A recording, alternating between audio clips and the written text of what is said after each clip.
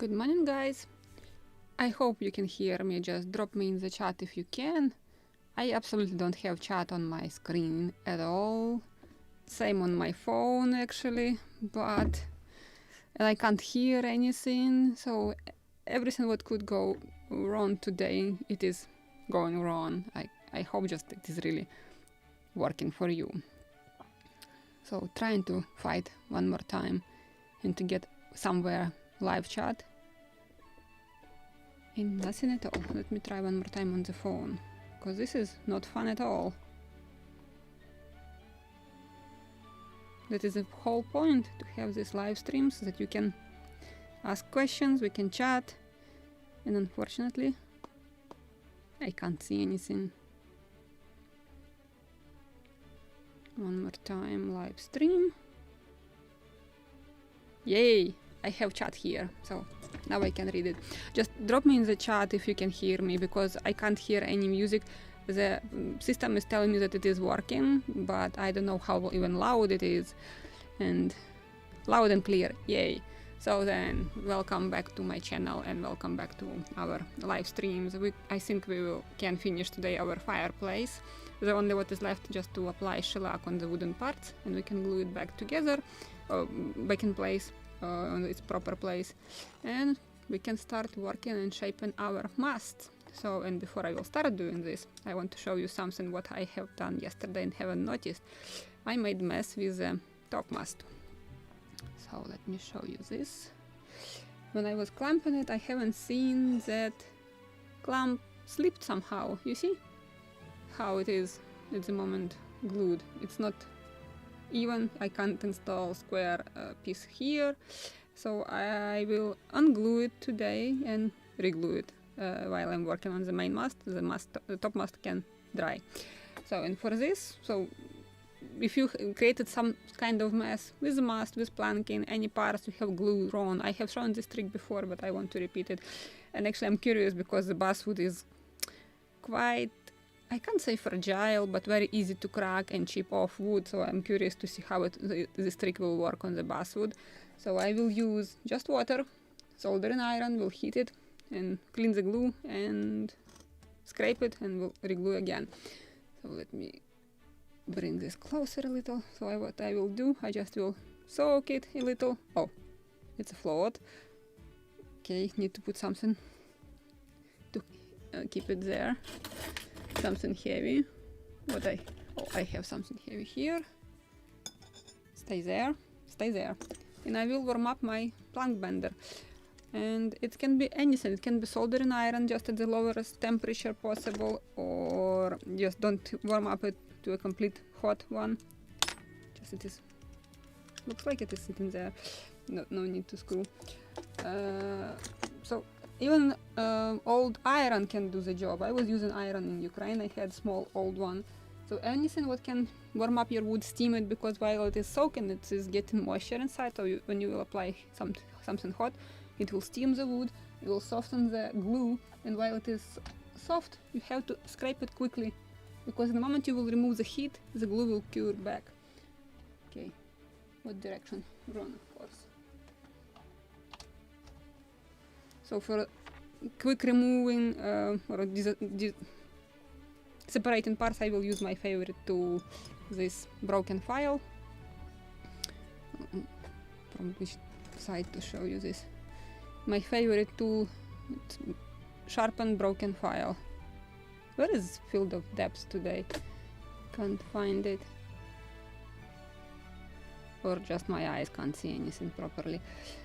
So this is just broken file, I sharpened it, and this is how I will split our parts.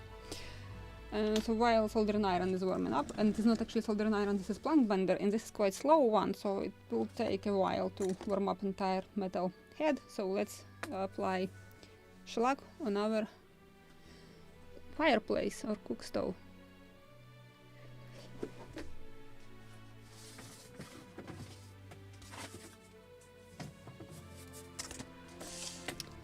So I will use something not to make my cutting mat dirty.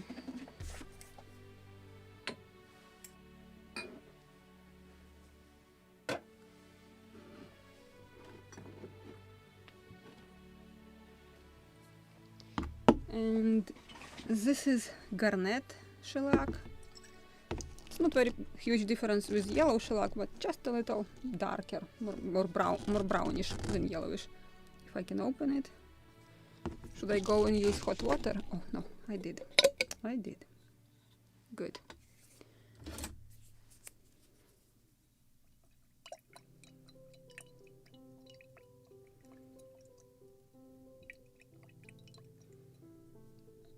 Okay, mix it. Usually I'm diluting shellac flakes to the point when it is no longer diluting it. So the thickest possible consistency. So let's apply it.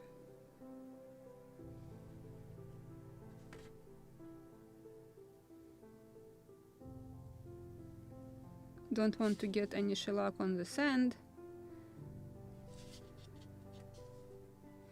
And I will apply shellac on our bricks also, just to protect, because it was painted, so definitely needs some protection.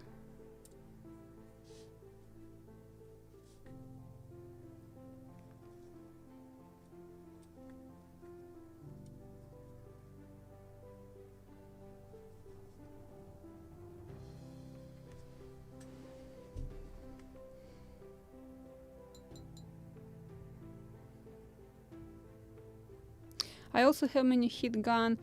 Oh, I used that thing a lot on the HMS Boreas, who watched the at the very beginning the restoration, because there it was used some kind of like experienced people who use the glue said that this is hoofu glue or something like this. But I understand that this is boiled bones, hoofs, etc. This is quite often used glue in 60s. Back then until the actually PVA appeared, and then everybody switched to the PVA and more modern glues. So, and that glue, it looked like epoxy, cracks like varnish, and a nightmare to remove. It actually should be steamed and easily softened, but not really. Maybe it wasn't that specific glue, but it was nightmare to remove. And I was using my mini hot gun.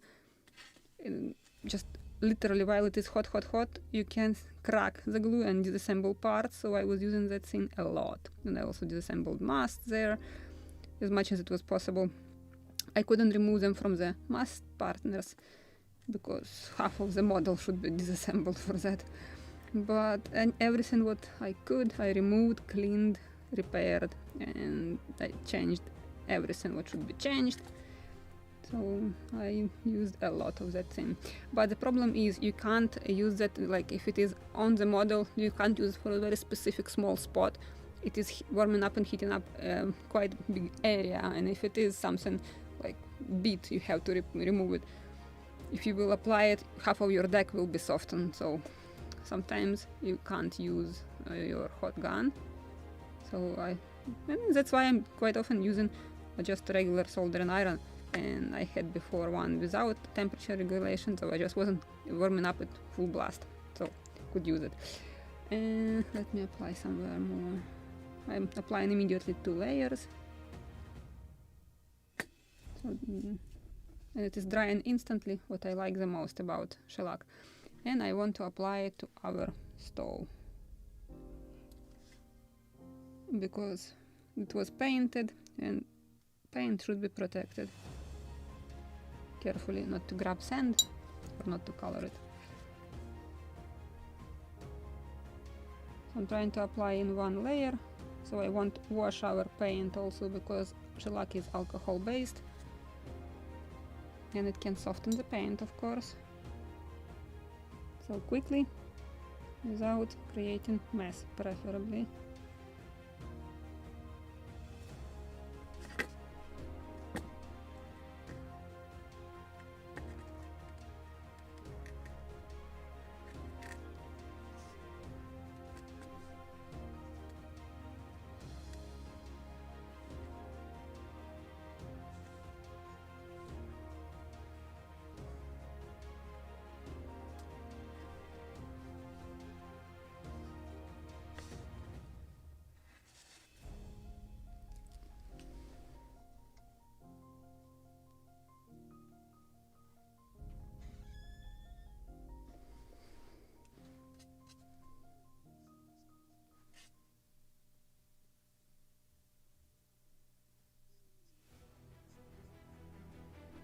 even bricks become brighter and juicier to look at them.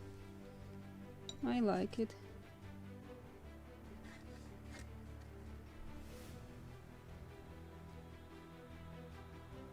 And I will paint in a moment my sand here inside the fireplace. So if I will touch some sand with shellac, I'm not afraid of that.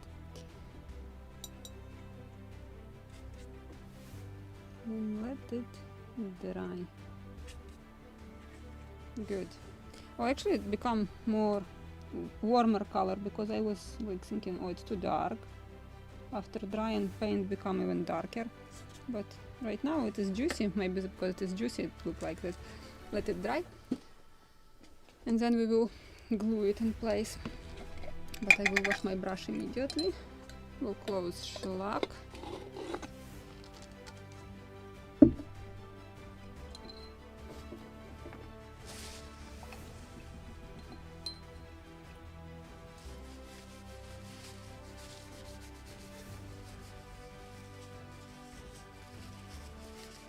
Perfect. And now we can go to a more dirty or no, dustier part of work. We have to shape our mast. But let's try to fix our topmast first. So this will sit somewhere here to dry.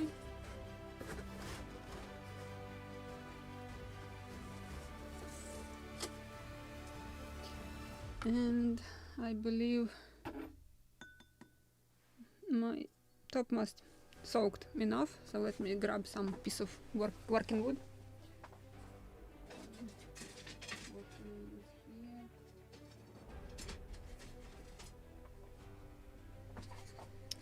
Some cut off because of these knots, so I can use it as working wood.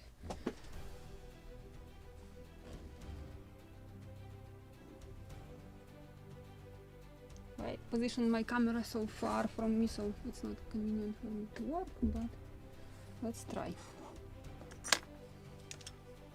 Sometimes I'm using also a piece of wood, like veneer, for example. If it is soldering iron, it definitely will burn the wood, so you can use another piece of wood, just soak it and use like this.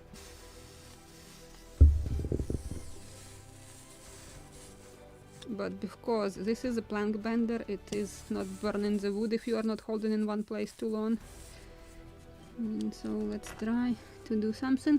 On my side you can see the glue become even whitish, so it is getting softer, but what I have to do is instantly to stick something in between planks. So let's do like this. While it is warm.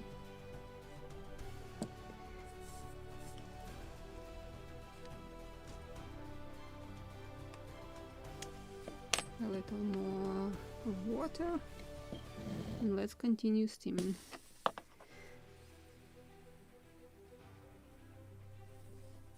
The only what I'm afraid of, because basswood is quite soft, so I really separate into parts, not damaging them. The most difficult to start, then it will go easier.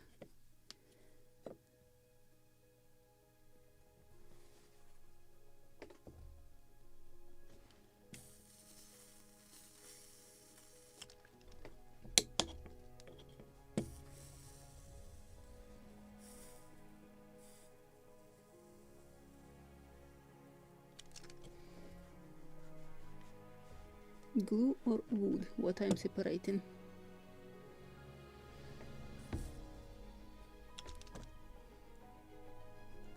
Okay, I think it's finally moving. And in the moment you are softening the glue, you have to move your tool deeper, because PVA glue cures instantly back. And it's quite thick one, so let's see if I can do something here. Let's use a little more of water.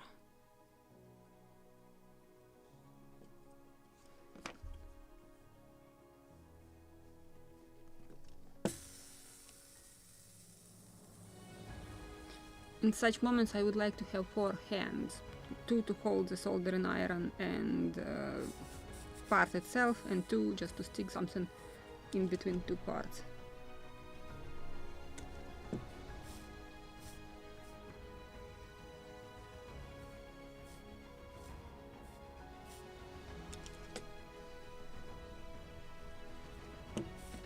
And with basswood you can see how it bends because it is soft wood. So this is what I was afraid of, but so it's experiment for me.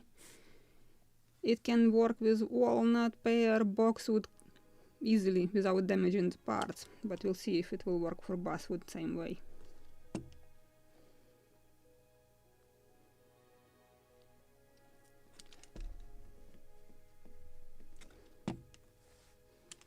More water, probably I will use something like brush, so I don't have to dip entire part.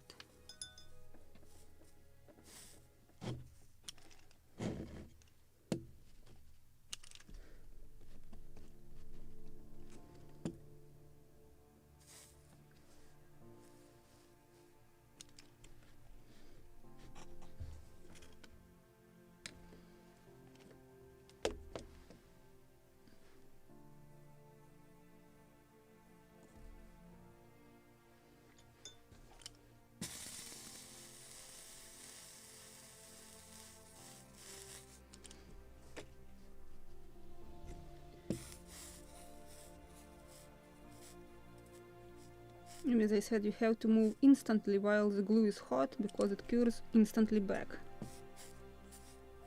So, and the more water the better in this situation.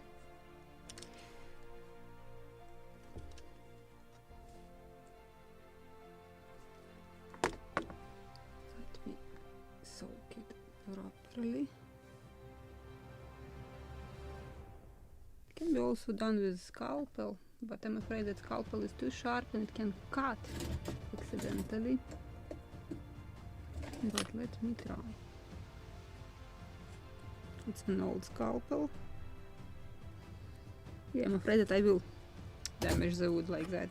Better I will use this one.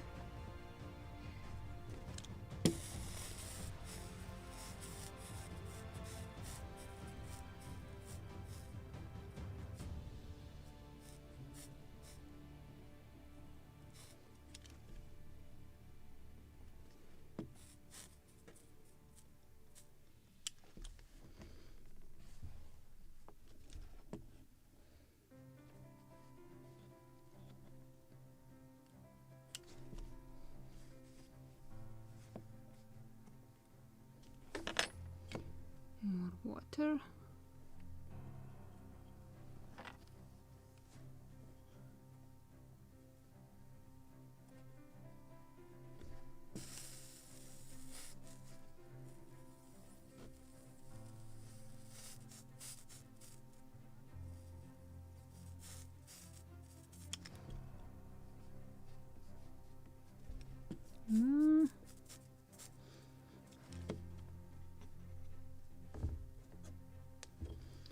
I think I can already reglue, but let's unglue it a little further.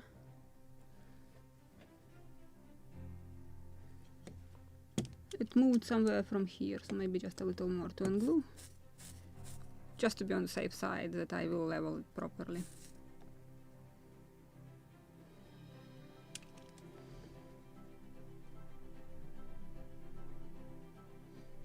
Interesting. I'm moving on this side faster than on the other.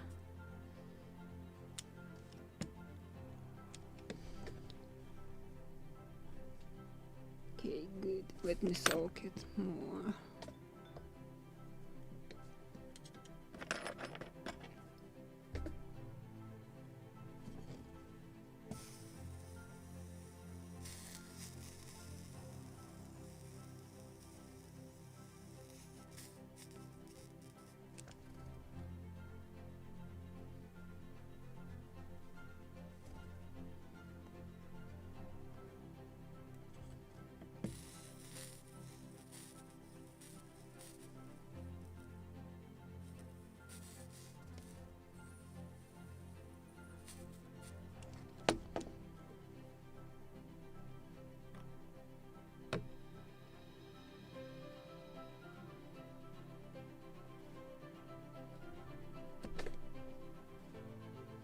preferably without sticking it under your nails, and I found why, because it was chipping off one side.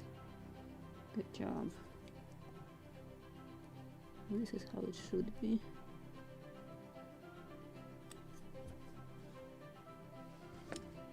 Just a little deeper to unglue, and then it will be properly glued back.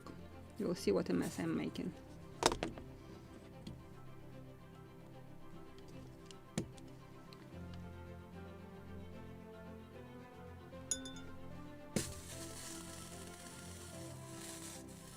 I don't know if you can hear this hissing. I will try to put microphone closer.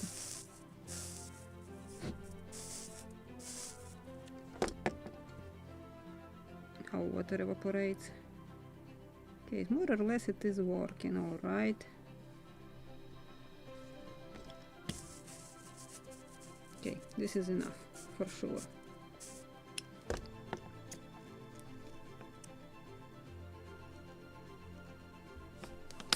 Okay, the rest of glue I will clean. Now I need to unglue this side. This side is less smooth. It is about up to here to unglue. So let's try. Preferably without gluing lower one back. This will be a challenge.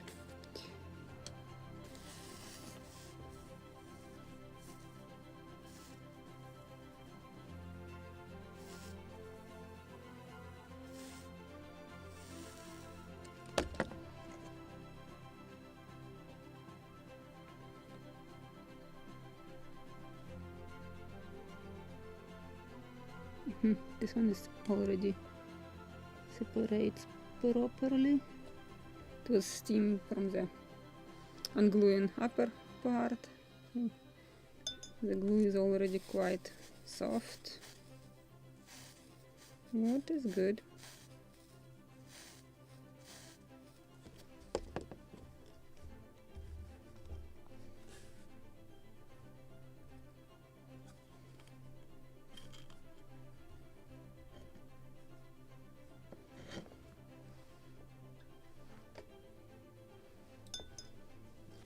And in this case, the more water the better, more steam.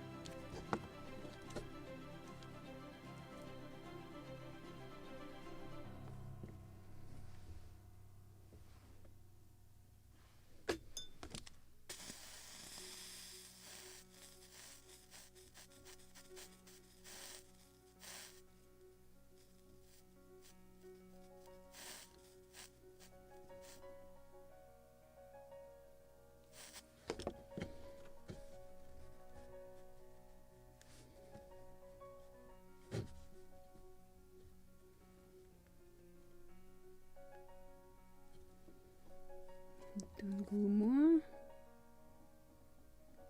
Preferably without chipping that thingy off.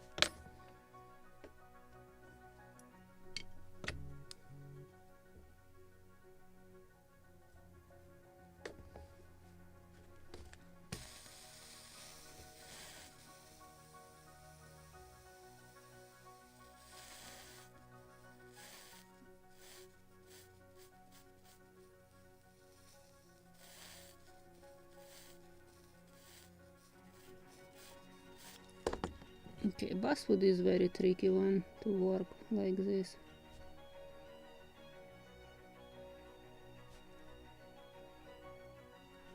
Because it is splits in wrong way.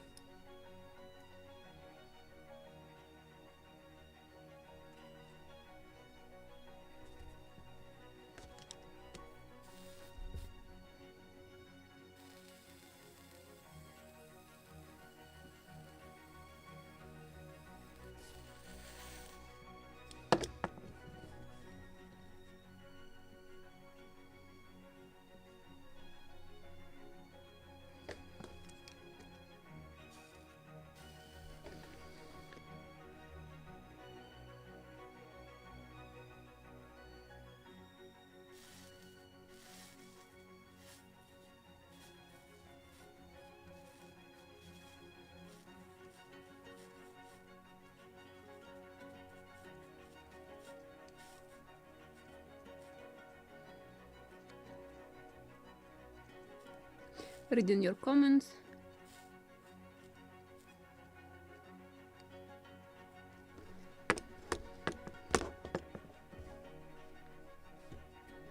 Come on, a little more, maybe. Oh, it is perfectly sliding into two halves. No, splits into two halves. Okay, what about this side?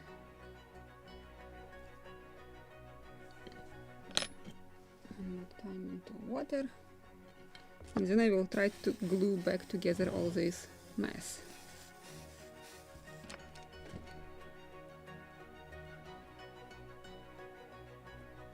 What I'm creating at the moment.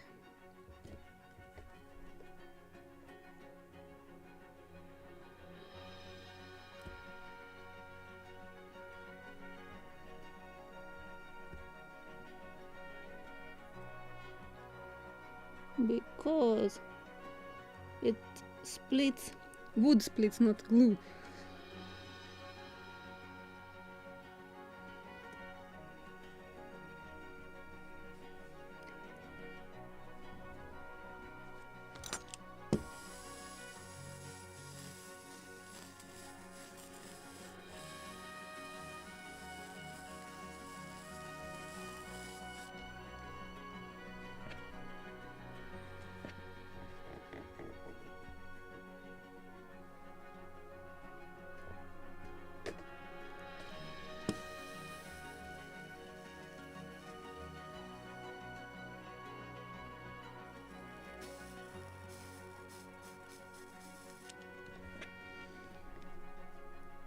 Oh, finally it's good, I hope.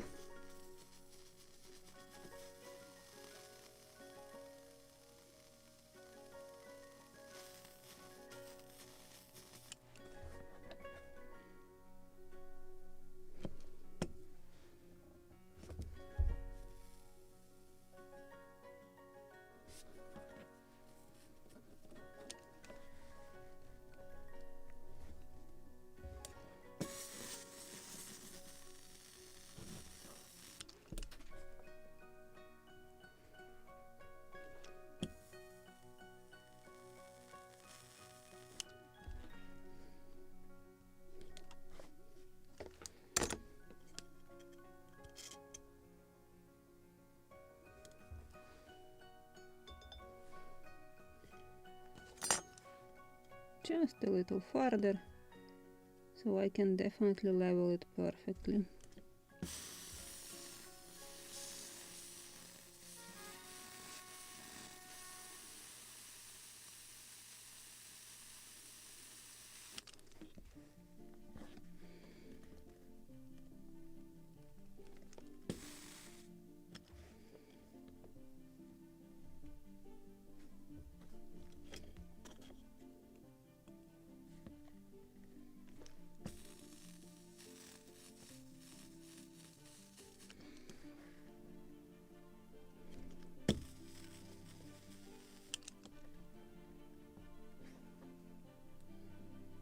I think this is enough.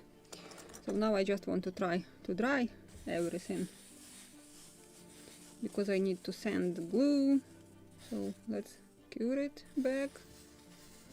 Let's dry. I will use dry side of the wood.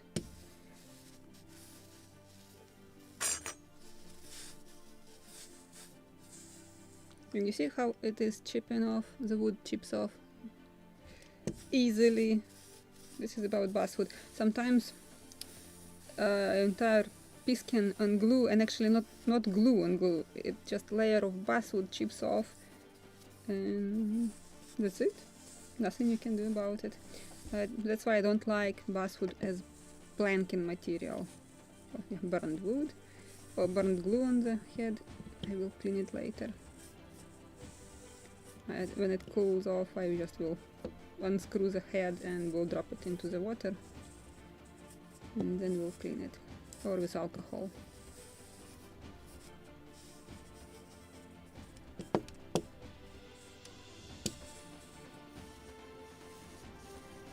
It's important to dry that now entirely, so no moisture.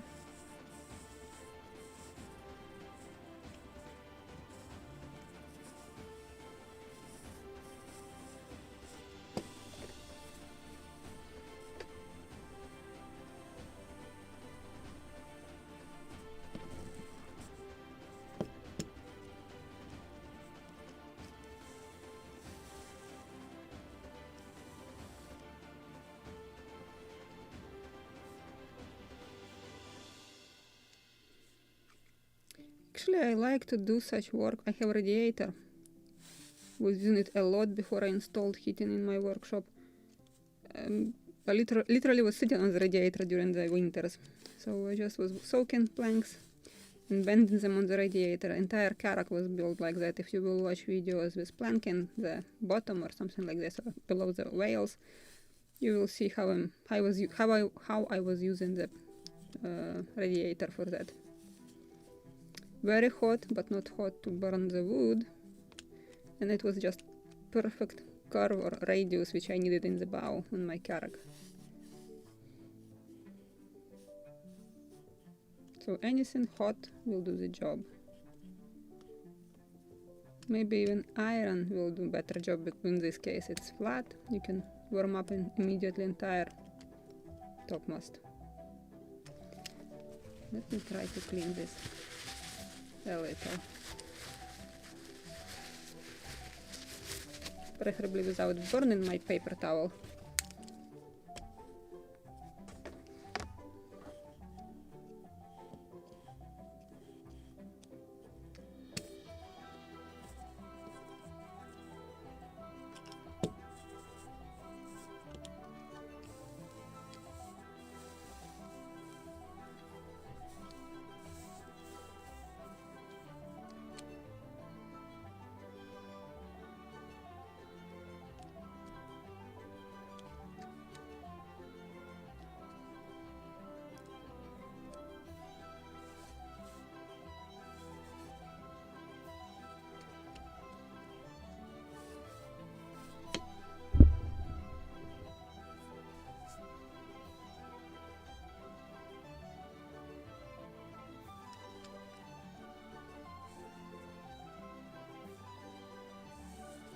I think fixing mistakes on the wooden ship, this is the biggest fun, because even if something is broken, or my first assistant in Ukraine, he fell from the shelf above the table, hugged the model and fell together with it on the floor. So before this wreckage, this rudder was operational. After the kitten's failure, the ship could go only straight. But it was a challenge, first model, how to fix it, and because entire model fell on the rudder, so it was a question to save it, and I haven't any materials to cut a new one, so I saved that one. I probably since then I like to fix something. If something is wrong or I made a mistake, I can remove it, re-glue it, or repair it, rebuild it, improve it, and glue it back. So just don't panic. Sometimes you have to think about how to remove it or how to fix it, but everything is possible. Okay, dry enough, I believe.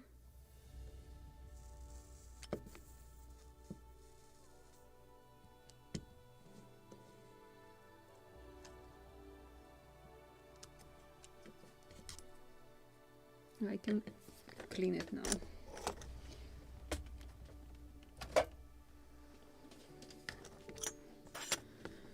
Am I still online? Yes.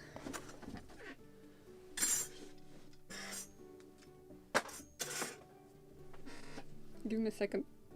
I need to close the door because the assistant came and he usually opens doors but never closes them.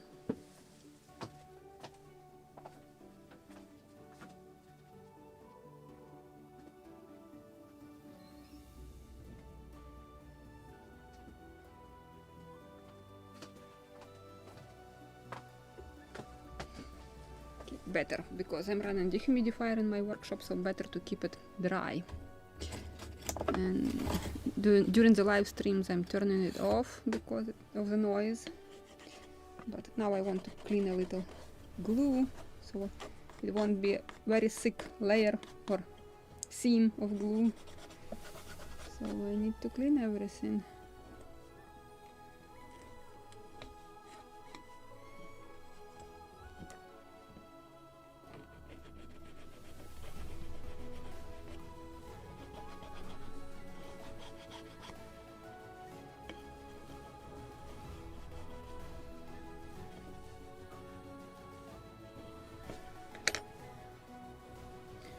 Or maybe just to scrape it with a scalpel because it's much thinner.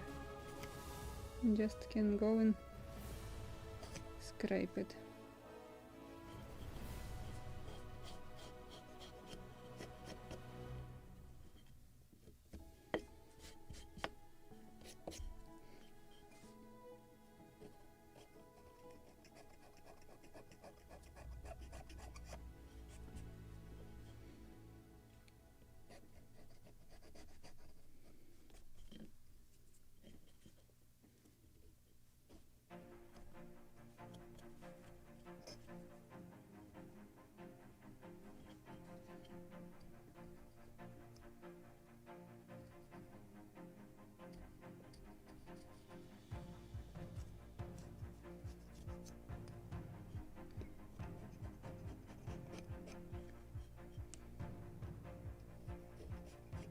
But now I have to apply glue also with these chips off.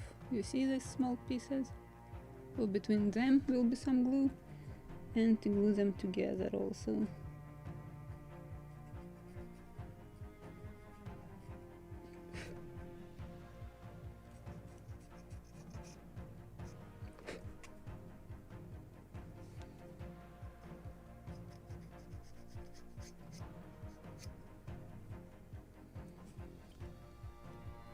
Yeah, usually in my regular videos I'm not always showing something when I'm fixing, only some major like changes, but usually I'm just fixing it because it's much faster without filming, or in the videos I'm just showing you how it should be, because it just takes a lot of time. My videos are quite long even without showing all the bugs, so better just to show how it should be instead of all the troubles which I'm getting sometimes. Like for example right now to clean the glue here and re-glue entire or half of the topmast.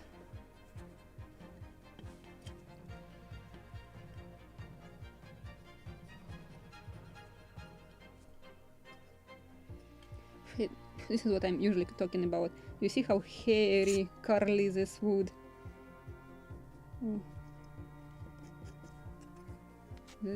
Just from the slightest drop of moisture from glue, from any finishes, basswood raises this hair, and it is really not beautiful on some finishes. It looks like dirt, with especially water-based finishes.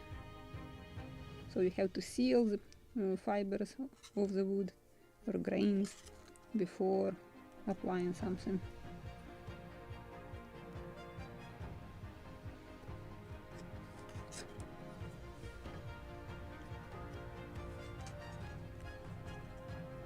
even for shellac you have to prepare perfect surface, or even shellac can look like dirt on this wood. Okay, I will try to clean also some glue. This is something chipped off inside, but good thing that it is in the inside and it won't be visible even after we will shape our top mast. If my camera will work, I will show you everything.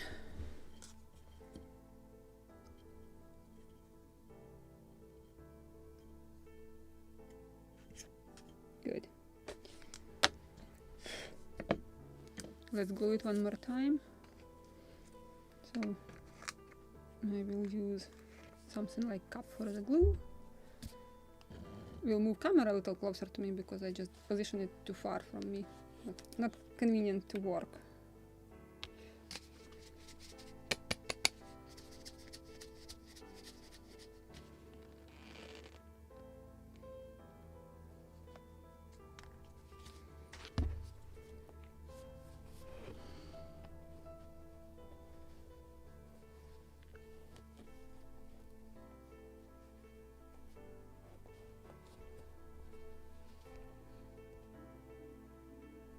Checking questions.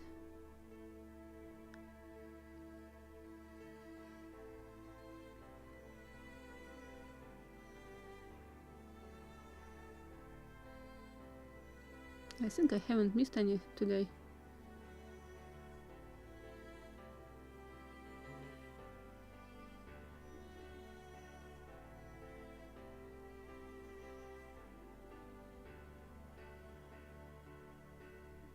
Good.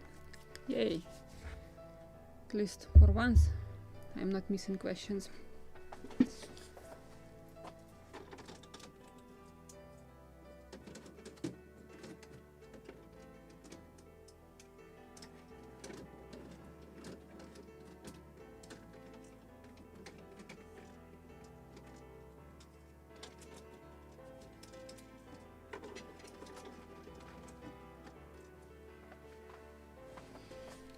Maybe even more clamps, so I can position it properly. If I can fit all of them, I will. My brush from soaking there since yesterday, so we'll use it again.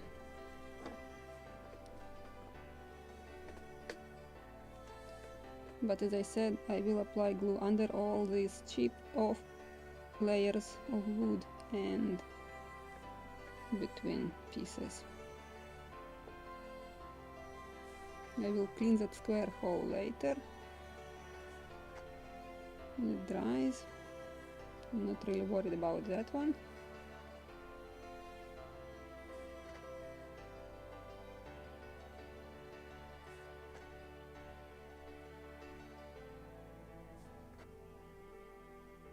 Same here. Here I have double chip wood. This is about basswood really. Never seen any other kind of wood which can split so easily in thin layers.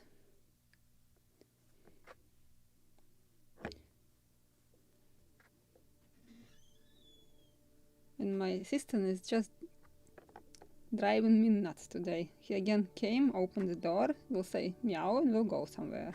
So I have to get up and close the door again. Any consciousness in your fur bow? In Biran Pasha. He really thinks that he's king. He lives in the house and I live with him. So what's wrong with that? Let's start align it like this. Quite strong clamp, and then I will clamp it like this.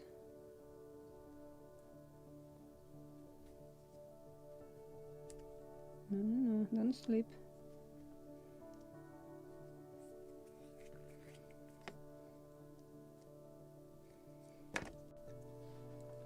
Another clamp.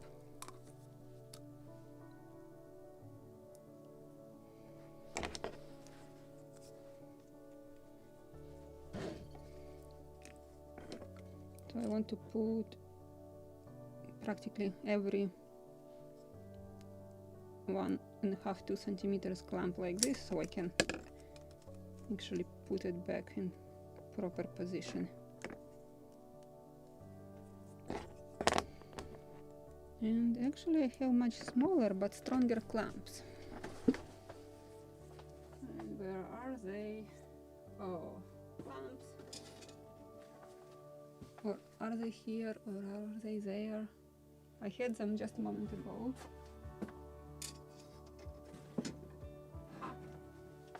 I don't know, where are they?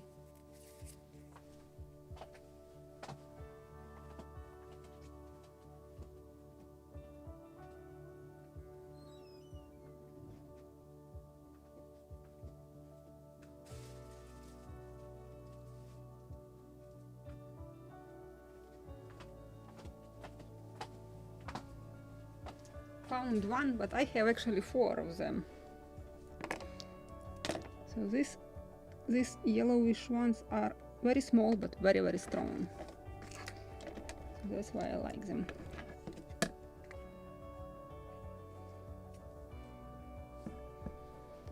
And I had here somewhere my favorite tool, yes, so I want to scrape a little the glue. The less glue to clean after, the better.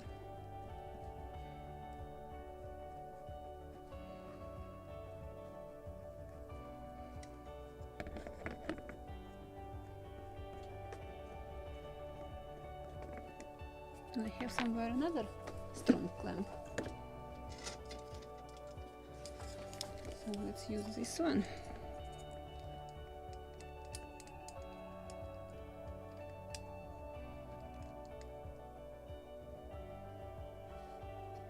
Good. I think now it is good.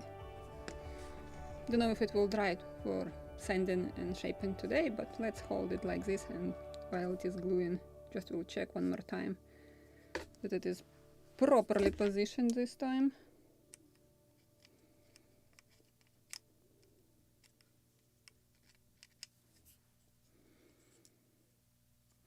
And clamps are not slipping. Yes, good. Perfect. Let's dry.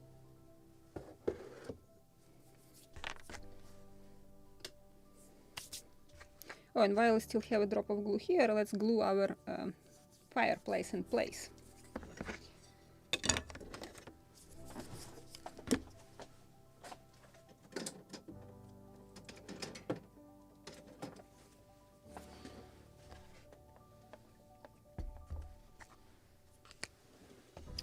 Let me check drawing that it is definitely on the port side. Knowing me, myself, I can glue it on the wrong side. Let me move camera a little closer to me because I want to keep the model in the middle of the table, not on the edge.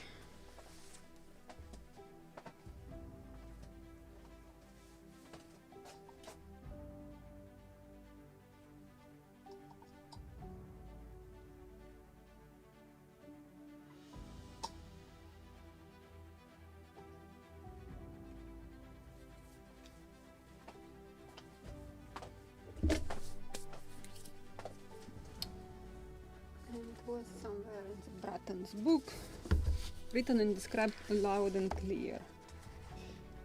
Galley. This is guns, shot, small arms, iron fasteners, tools, anchors, sweeps, rigging equipment, navigational equipment, fireplace, and cooking utensils. So, according to, let me raise my microphone, according to Haglund, the fireplace was located on the port side of the hull, between the 2 knees just aft of the forward cockpit. See figure A54. Figure A54. A54. 54. This is what we can see in the Smithsonian Museum. So let me switch cameras, but He will explain further what's wrong with it. So this is exactly, this is one. What we see in the Smithsonian Museum, it is between two knees, but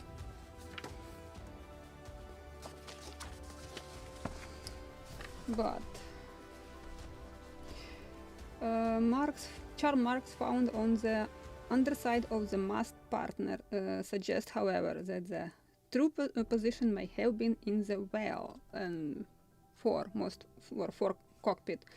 When examined at the Smithsonian Institution, the red clay bricks still retailed traces of the original mortar that cemented the fireplace together.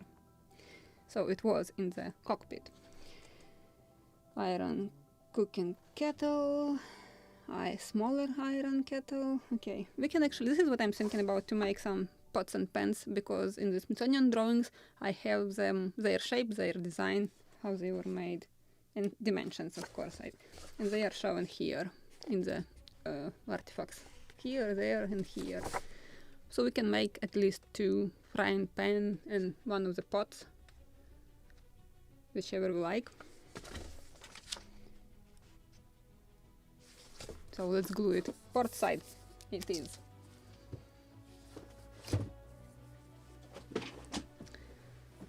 Where I have dropped the fireplace now.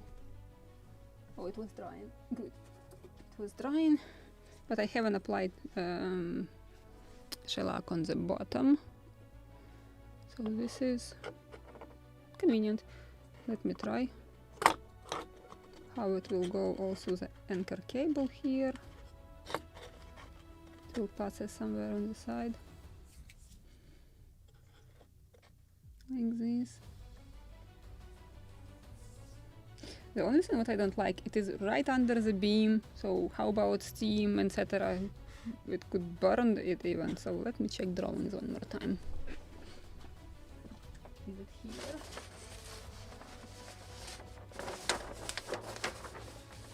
Yep.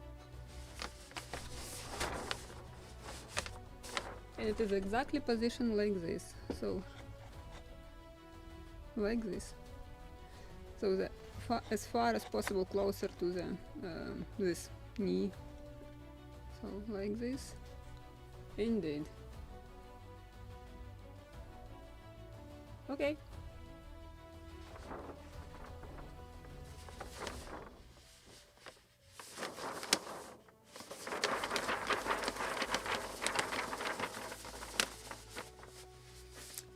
I just saw another mistake.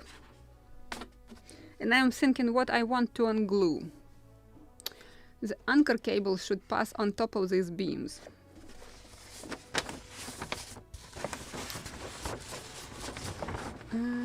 How much visible?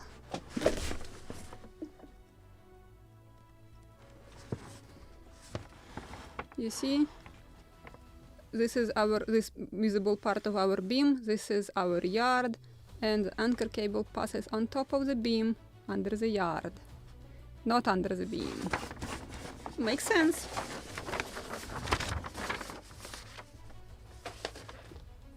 So what is easier to unglue? Untie the rope on the anchors or unglue the entire coils?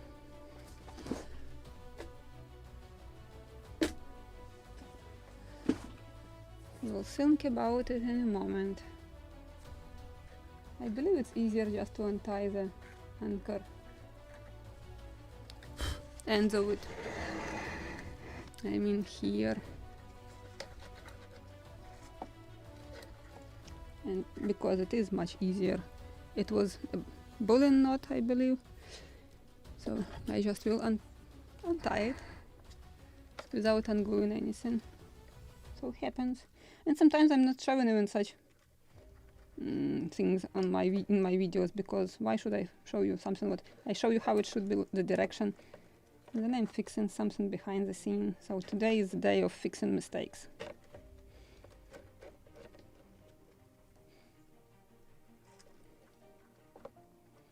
Just want to mark somehow that the anchor was right in the middle, right here.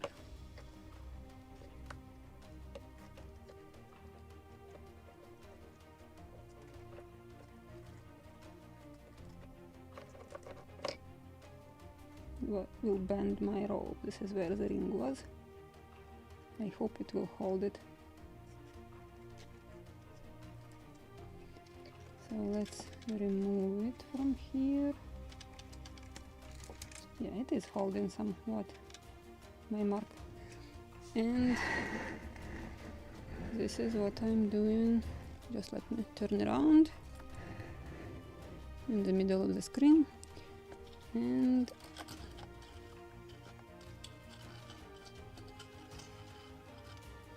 this is how the anchor cable should go on top of this beam. Yeah, now it makes sense, because I was thinking like, oh wow, they should pass it under it, so complicated. No, it was much easier and simpler, everything.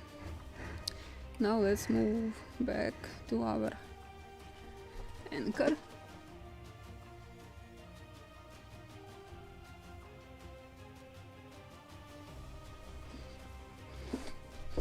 And I will try to tie the knot in the same place.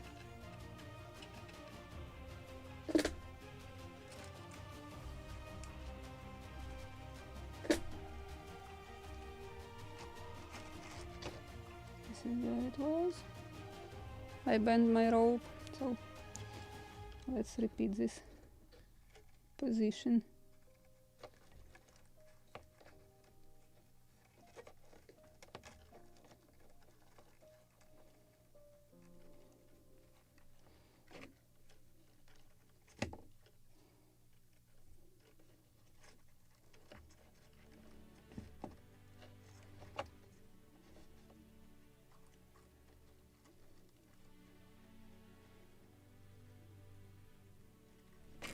How was it done?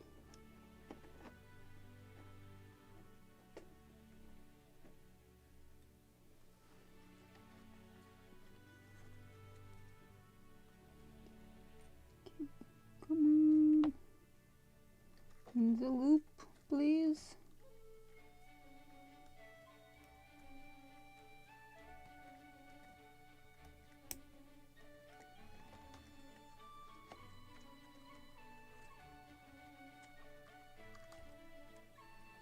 No, I'm trying to also tighten it so it will be enough. I think wrong direction, or not? No, I need to get this end into the loop.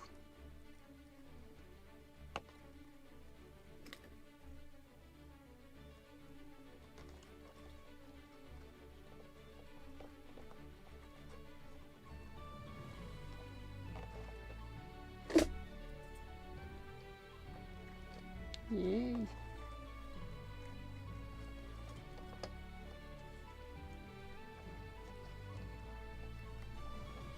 I managed to repeat it in exactly the same spot. Good. One is already fixed. Let's move to another one.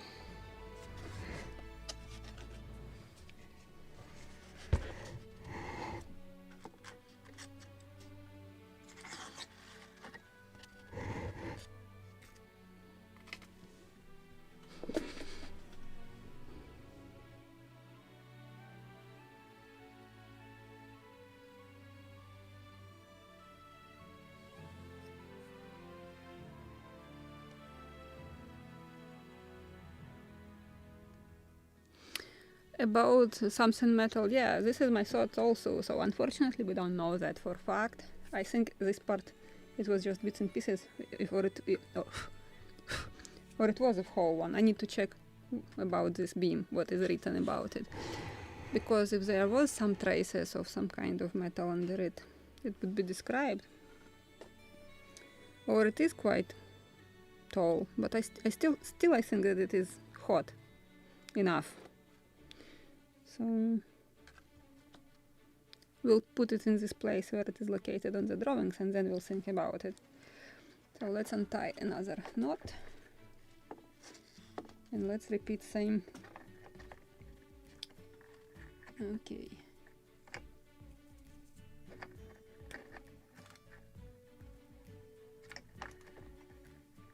Most difficult to start. untying it because it was properly tightened.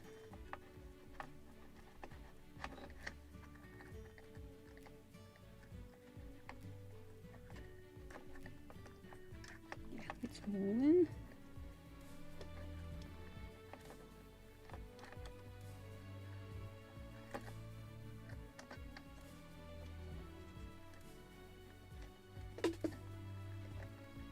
I also want to mark or bend tightly in the place where it was positioned, so it was right here. Good thing that my ropes are stiff enough that they can hold shape.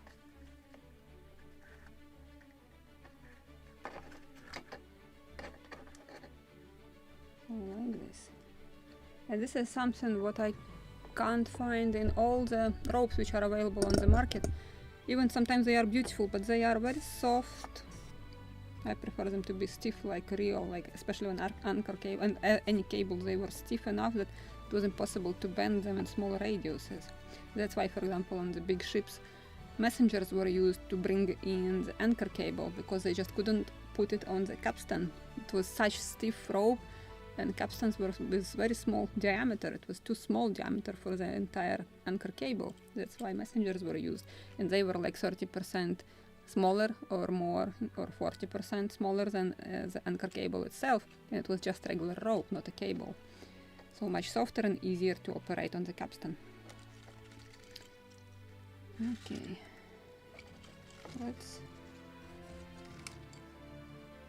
I'm still marking this bend, so this is the position of my ring. Let's move the other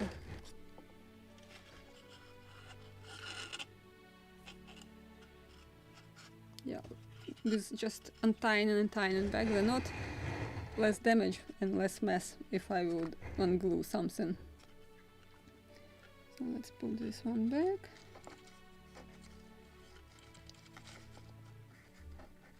I believe this is a bend for my ring, and let's put it back.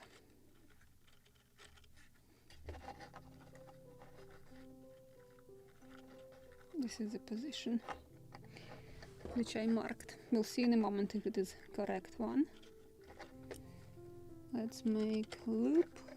Who missed episode with how to make the bowline knot, because on the Gunboat Philadelphia it was just this type of knot used, not an anchor knot. Oh, I just lost my position. This is the position. Just simple bowline knot. So this is what I'm trying to reproduce right now. And I need to make it quite small, tiny one, so it will be in the same place. So loop. Now I have to install my rope into the loop, then around the rope and back into the loop, and looks like it is quite long. I think I made a mistake with marking that spot as a place for a ring, so I need to tighten it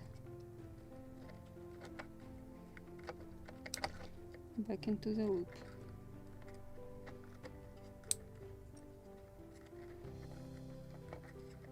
Like this, and let's tighten it.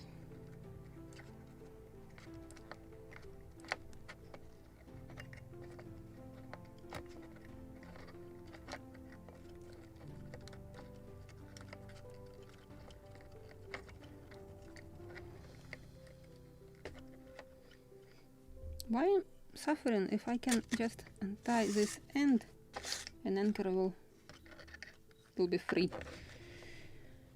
so it's easier to hold.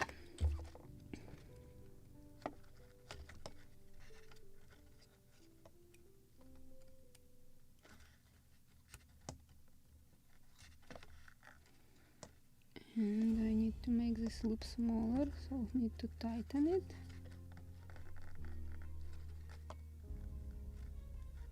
Come on. The location of the ring was wrong, so a little, need to move a little more.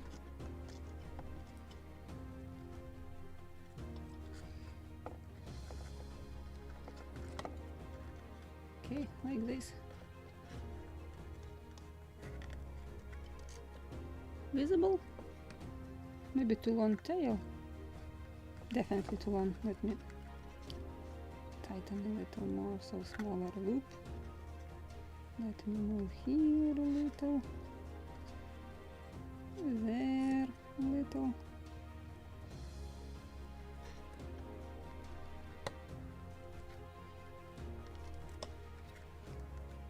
Where is it? End.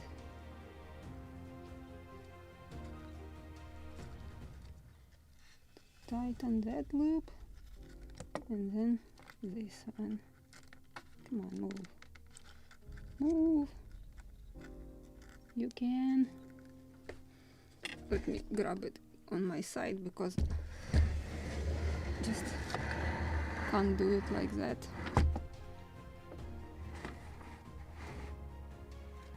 Of course it is on this side.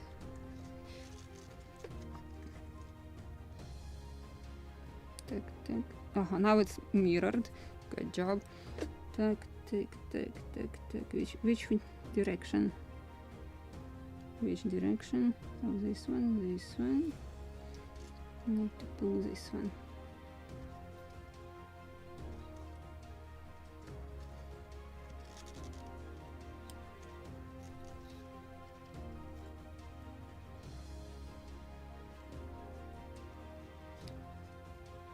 And now need to pull this one, this end. And so now I can pull this one. Good. Finally I can tighten it in proper position.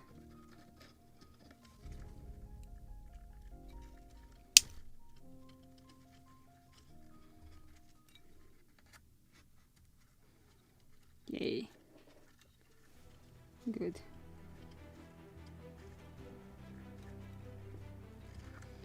And let's hang back.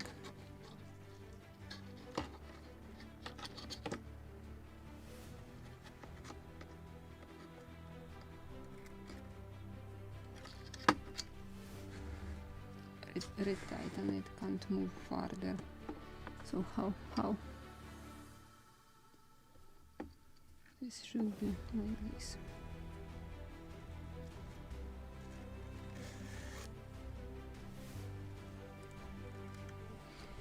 A little up, more, like this.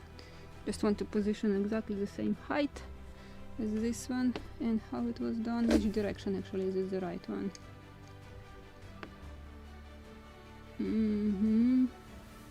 Looks like it.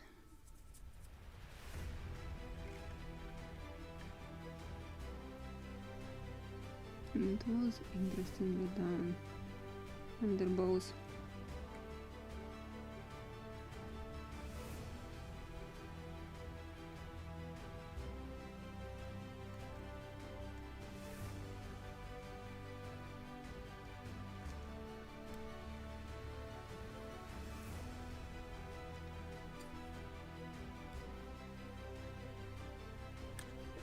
Come on.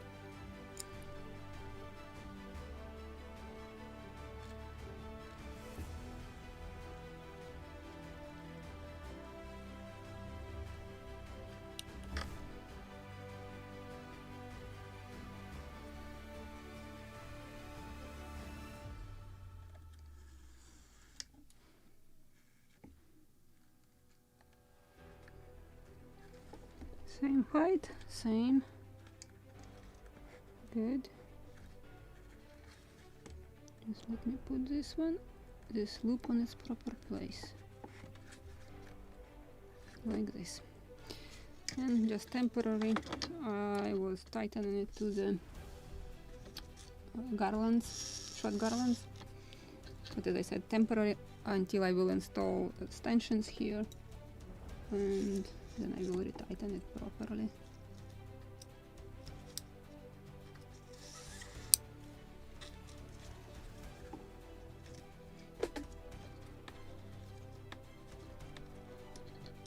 just prevent anchor chafing my model, because it is even on the model, it is creating some, can cause some damages. Okay, let me put my anchor cables in proper positions. Good, good enough, like this, through the beam. So this is how it should be. Now it is correct, and let's glue our stove here. So I will switch position like this, more visible. Some ropes will remove so it is visible. Where the eyes will go up in time, so let's glue it.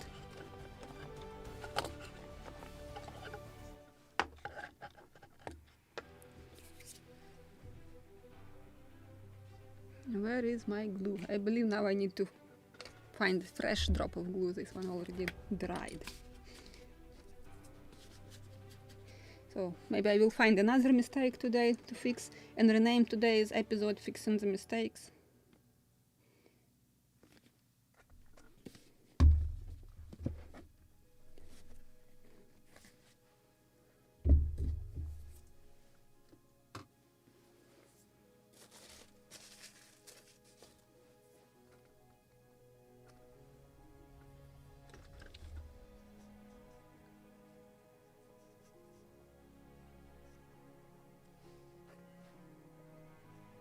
I don't want to create completely thick layer, unglueable, unremovable, so this is enough. Another drop in the middle will do the job.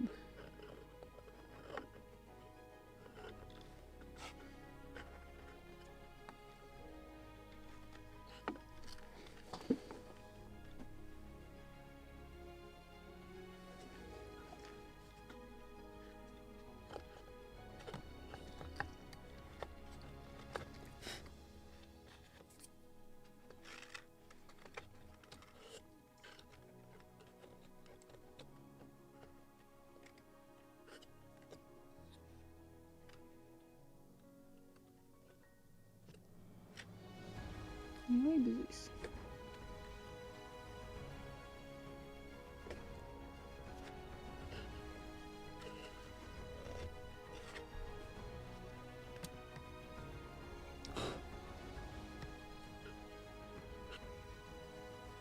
Parallel. Where is my favorite tool? So it is definitely parallel, like this. Officially, we completed our cook stove or fireplace. And you know what I forgot? To paint ash. The sandwich should be imitating ash. We'll do it on the model. But I want to go and shape MAST. Where is our MAST? So let's do it. This is what we have here.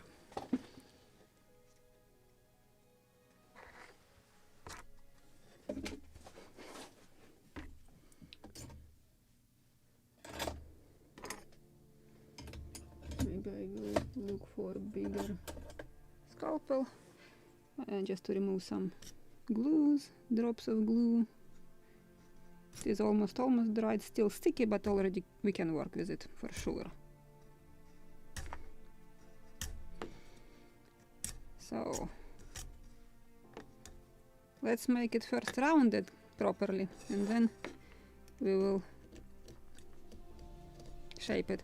I won't use the pattern, for me it's just enough to know the diameter, because let me show you if it is somewhere. No.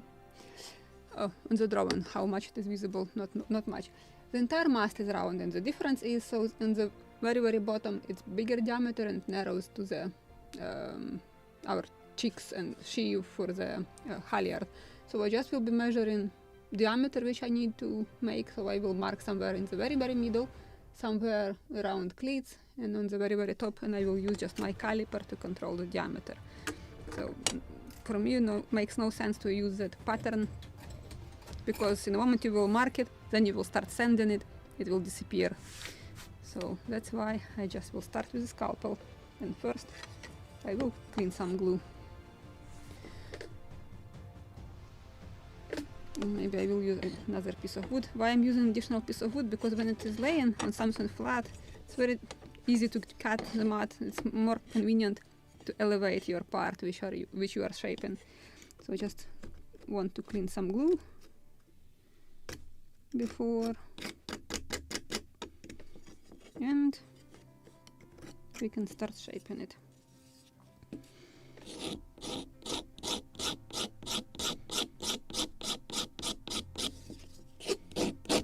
First corners,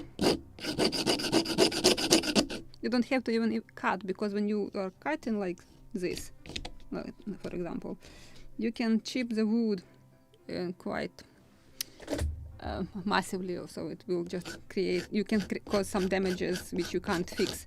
So that's why I'm just scraping. Especially basswood, it's very easy. It is soft wood.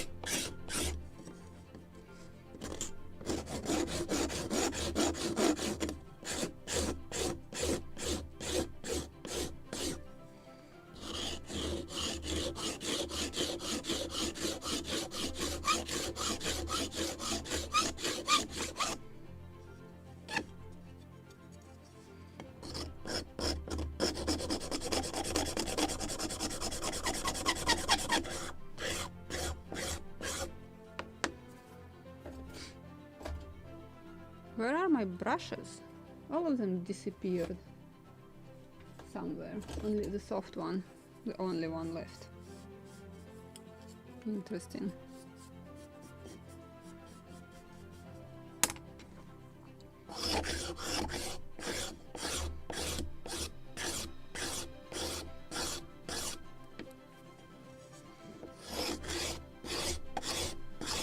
Oh, I have that small tiny planners, but I'm not using them. Scalpel is much easier and faster. You know why? Just have to have them, not using them. They're just for interior decoration.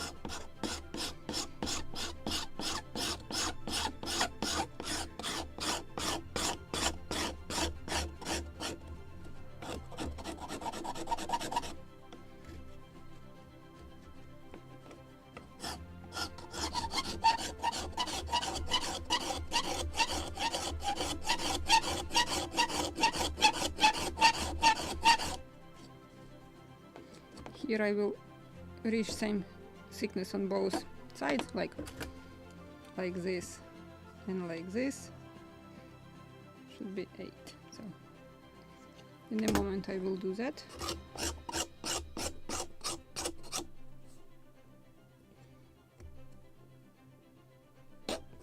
We'll shape this part of the mast, then we'll deal with the rest.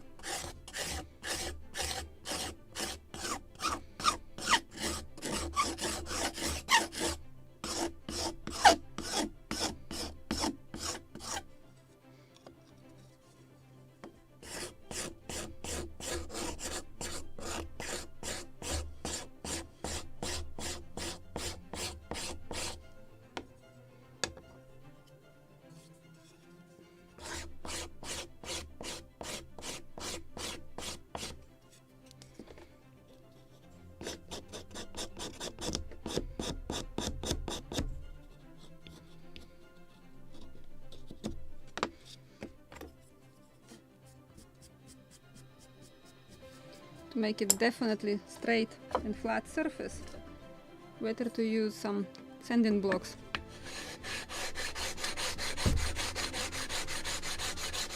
It's not final, but just to control the shape.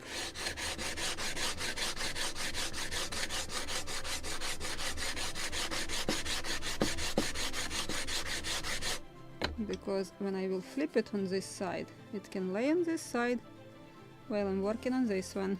So that's why I want to have a properly flattened surface here.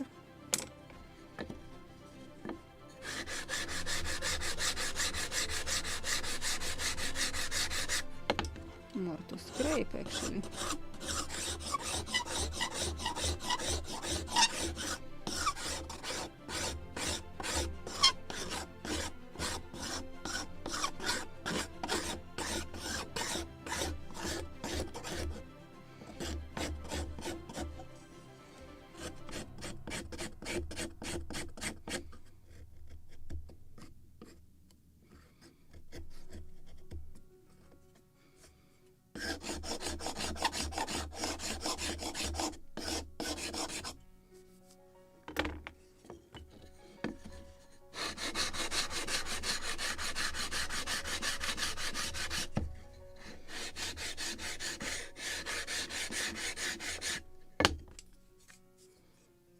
Let's make the opposite one. This one, more or less stable.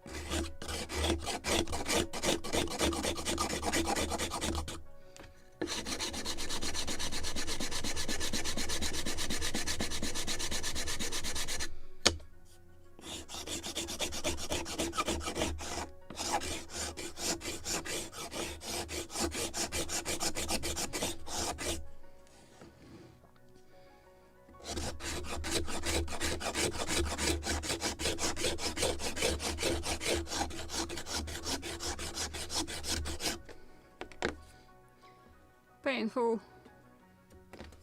You have to apply some pressure. It's getting tired. Okay, the goal for today to shape the main mast, at least lower part, and the upper part, the top mast, the top of the mast we will shape next time.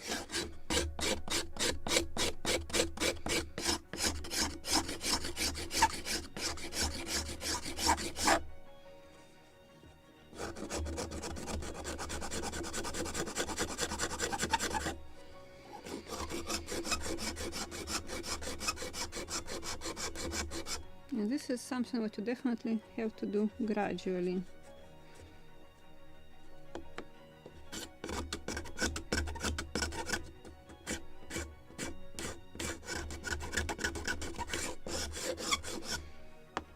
Oh, just muscles are getting tired. So I believe this is the last dusty part of build to shape spars.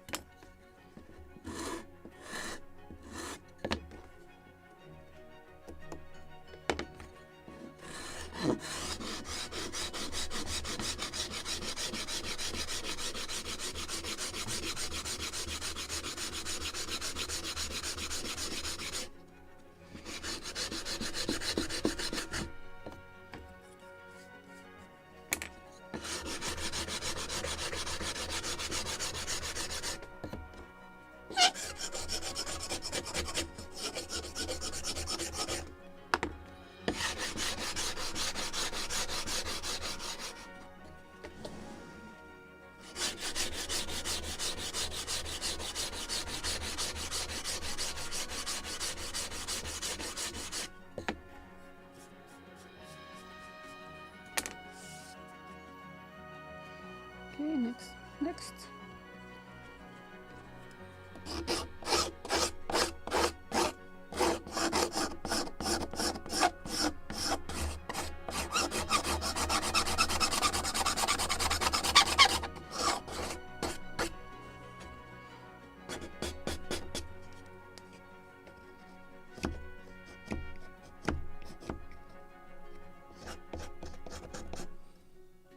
You see, I'm trying to cut, and it is trying to get much deeper than I need, so better just to sand it.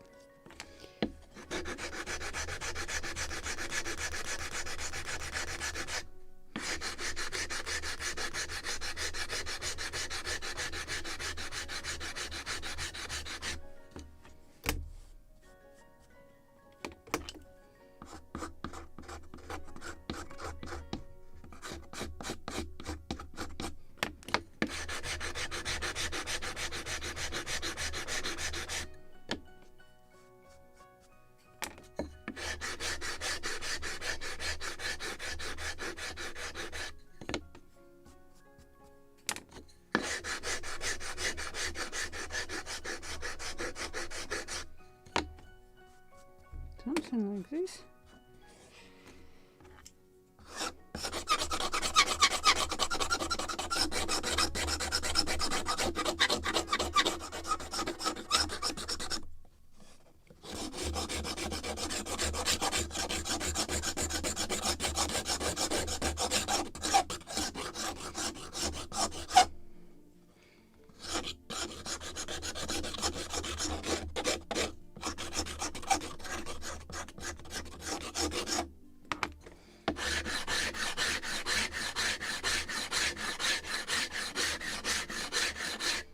I don't know if the microphone can catch all these noises.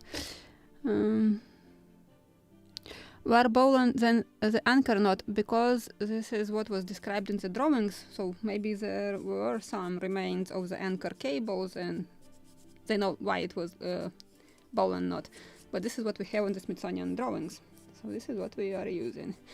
And as I said before, this is very weird boat.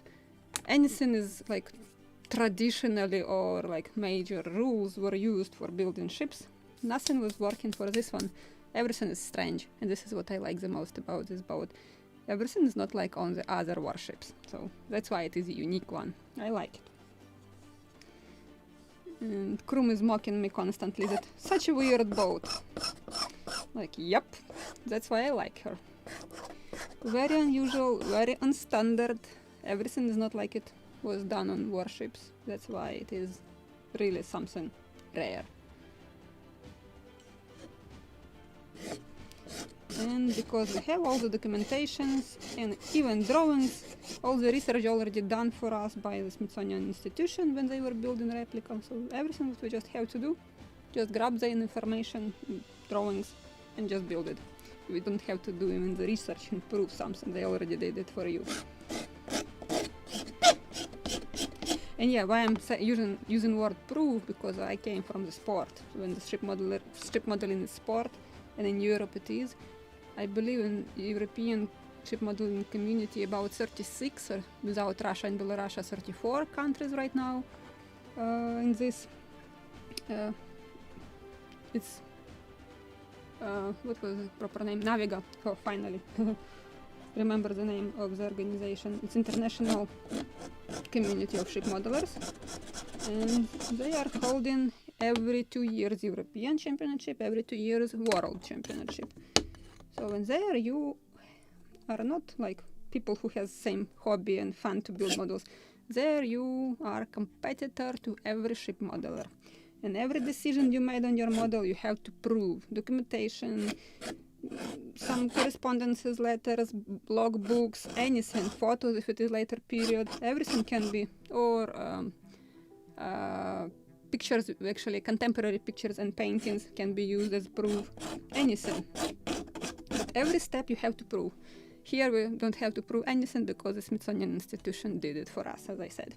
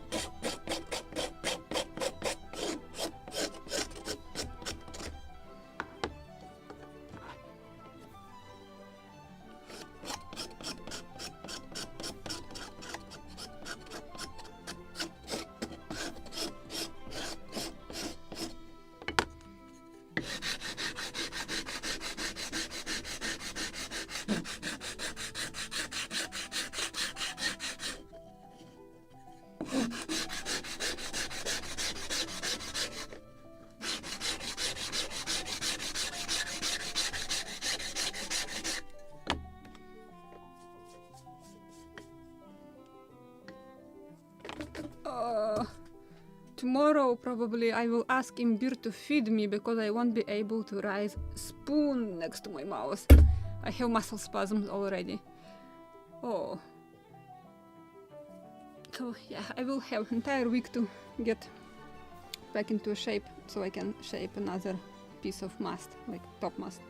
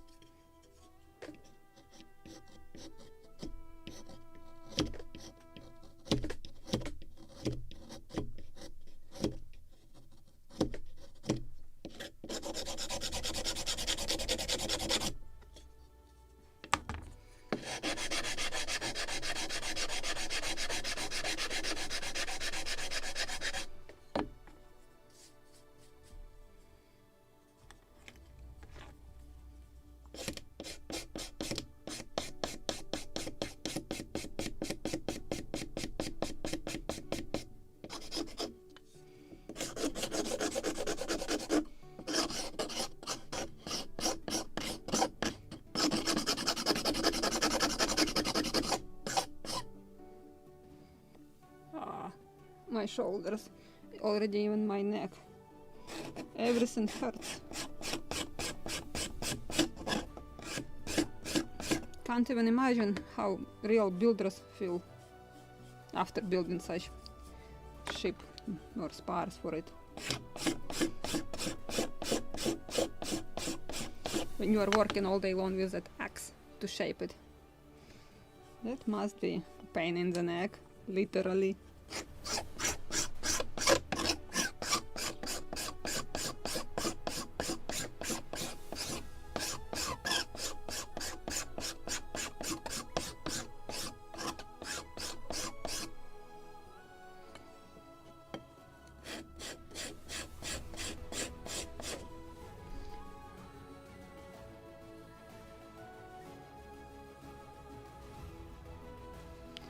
Olha, is it ok to set this aside and do something for the moment?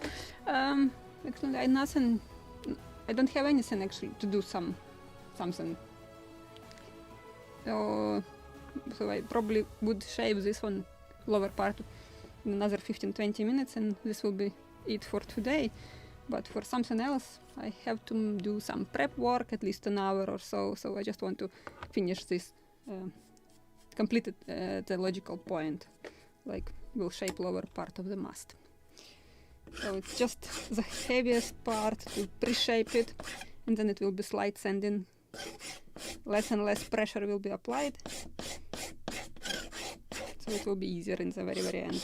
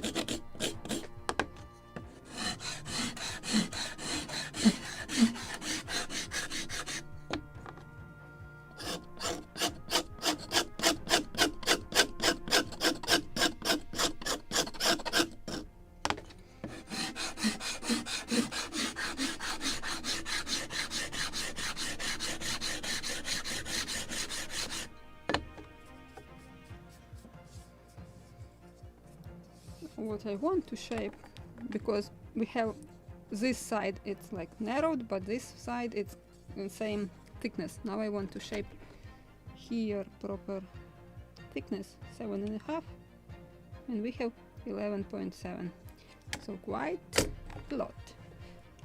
So I will mark somewhere here.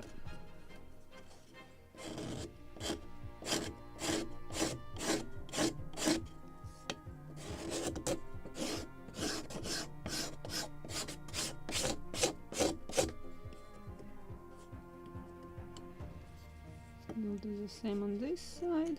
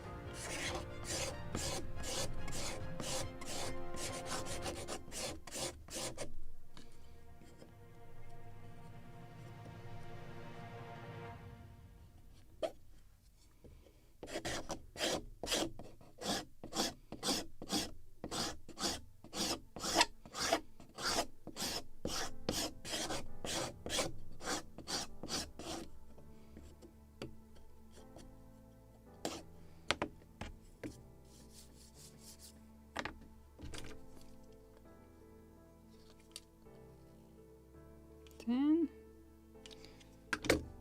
more to shape.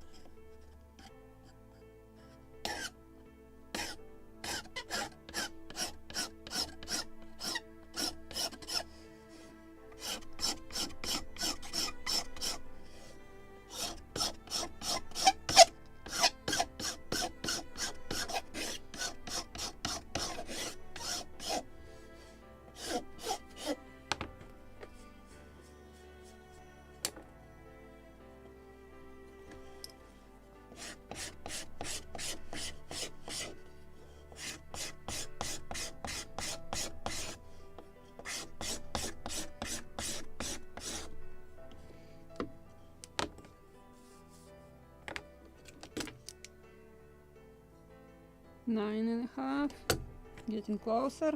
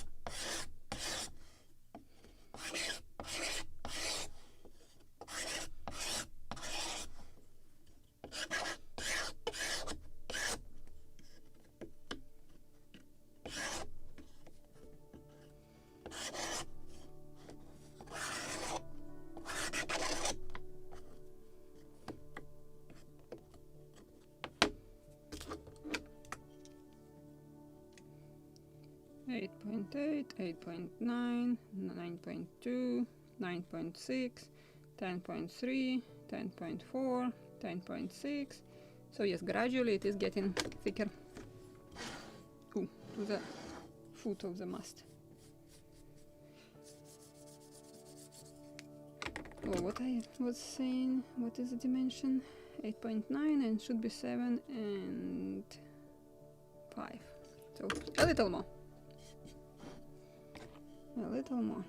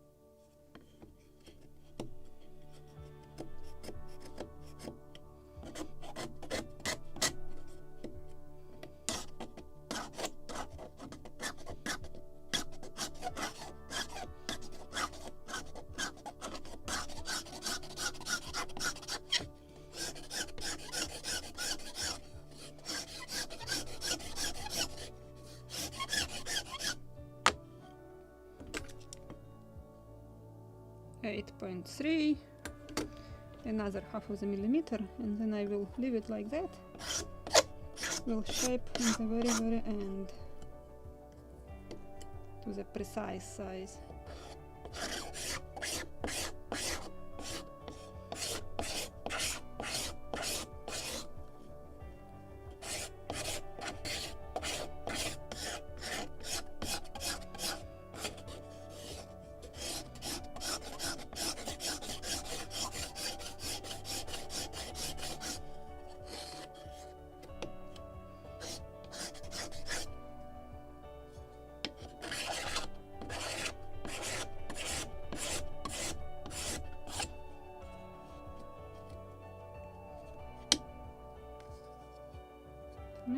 Symmetrical.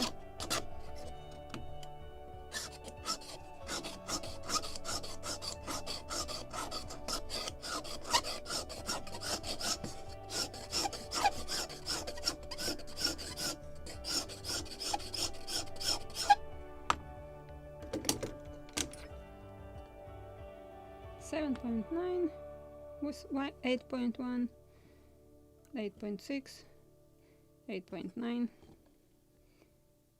7.5, 7.7, 8, 8.8. Okay, a little more. Should be symmetrical. Should be symmetrical.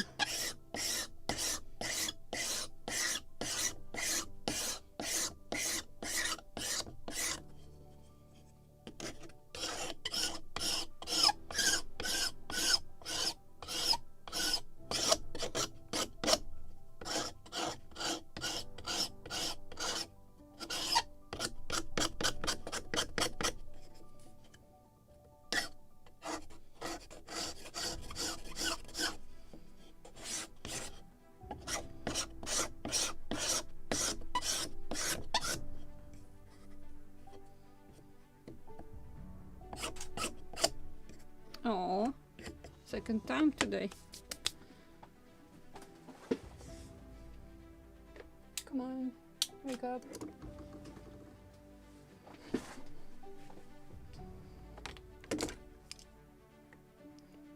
.6 right here. 7.6, 7.6. Yay, just reached it. So let's send a little.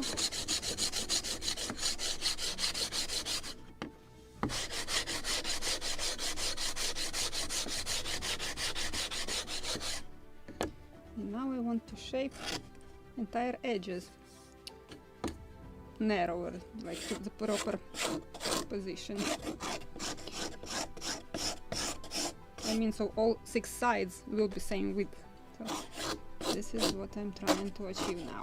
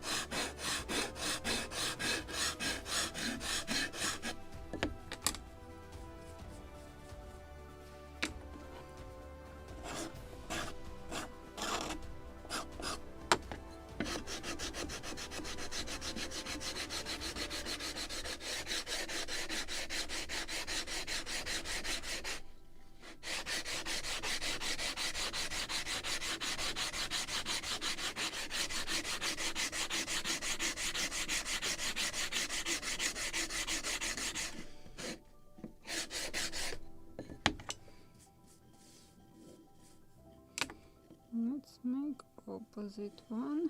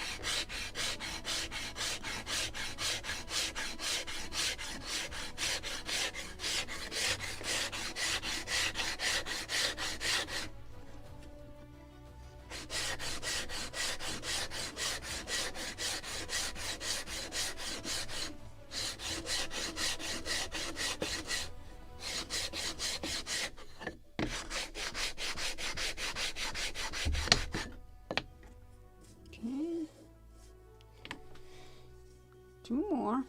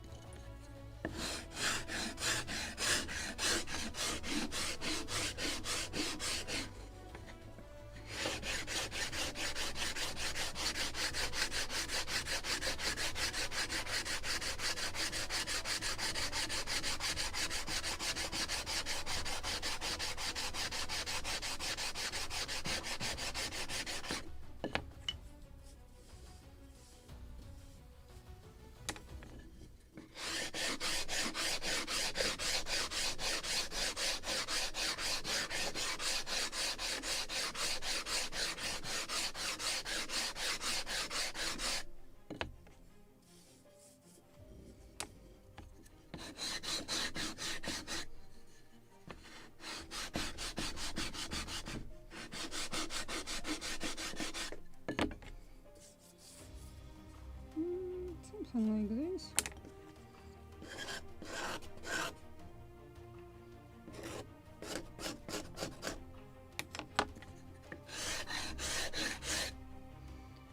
And the last one, 2 shapes, and we can start rounded to make it really round one, not like this 6 sides.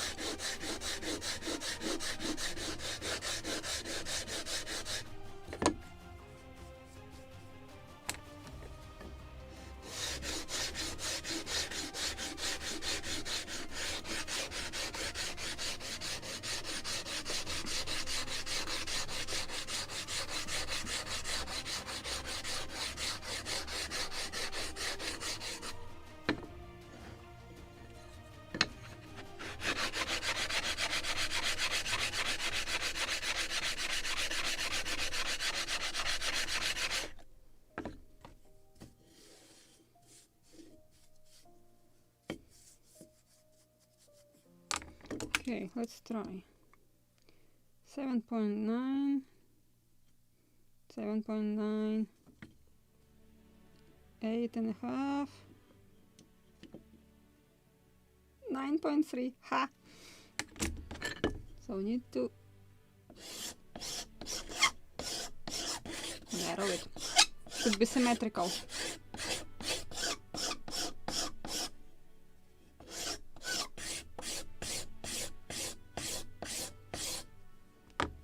One more time. 8.3, 8.7, a little more.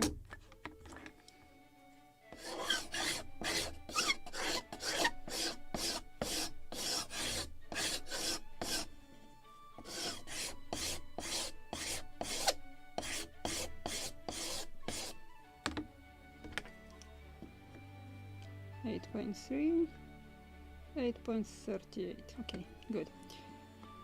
9, 10. Ha, more.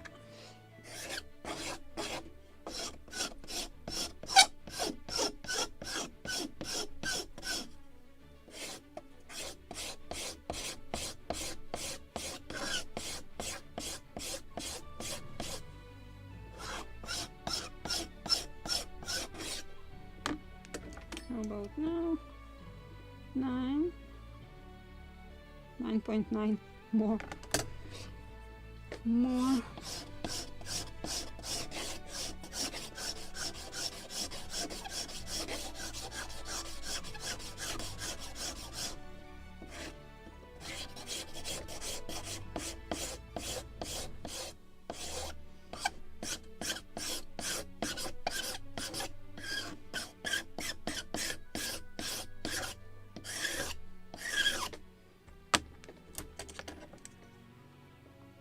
Nine. 9.6. A little more to send.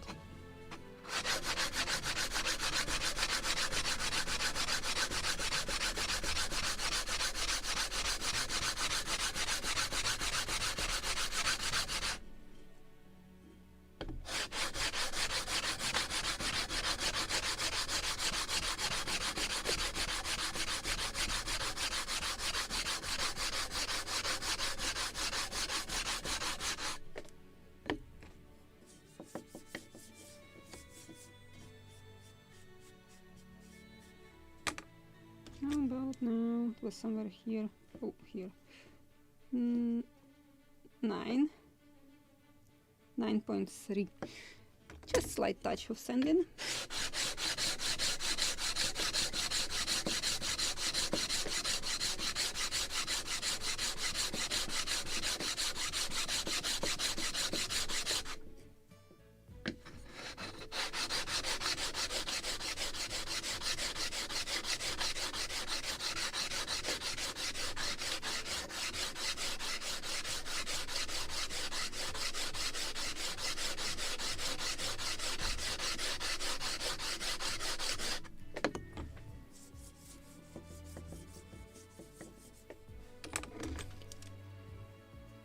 Nine.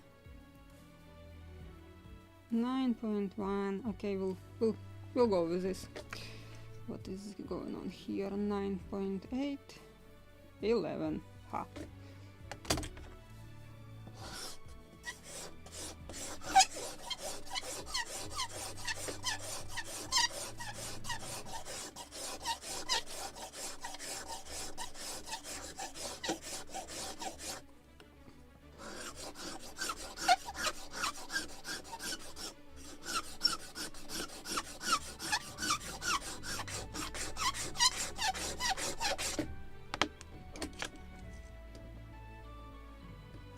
Where is it?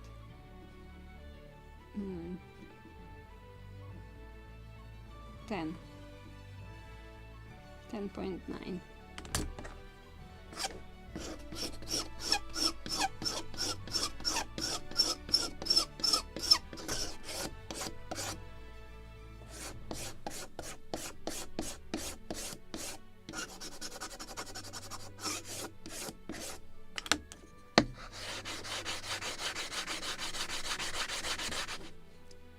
That was my finger.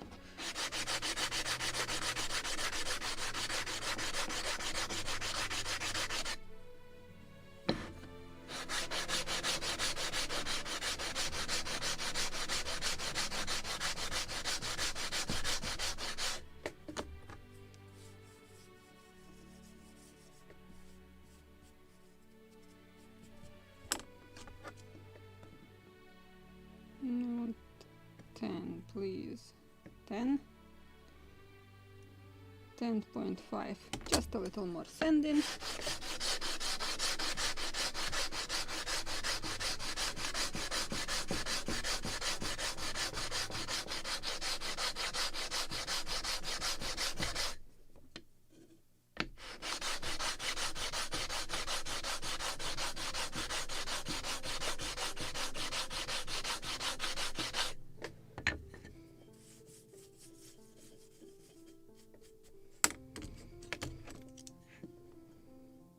Ten. 10.4. A little more sanding.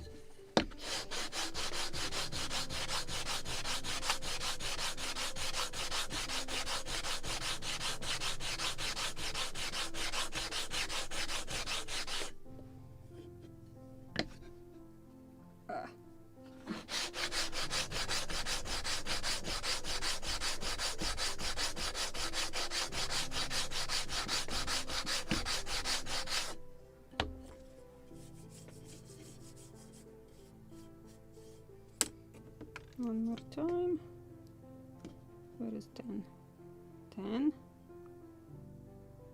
10.4, nothing changed.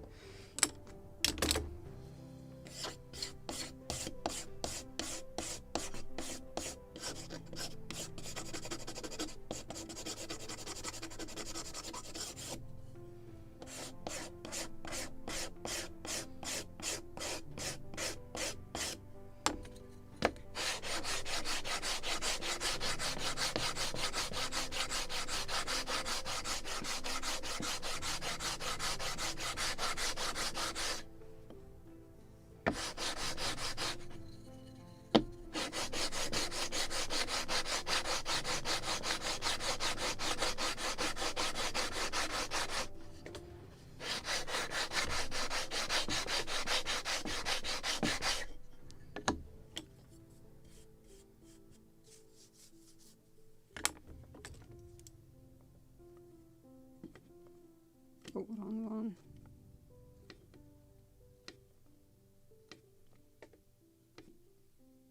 Ten. 10.2. Okay, I can live with that. And now I want to make, because this side is much wider than this, so I just want to make them all symmetrical, and then I can start rounding, creating the rounded dowel or rounded mast. So a little more of shaping.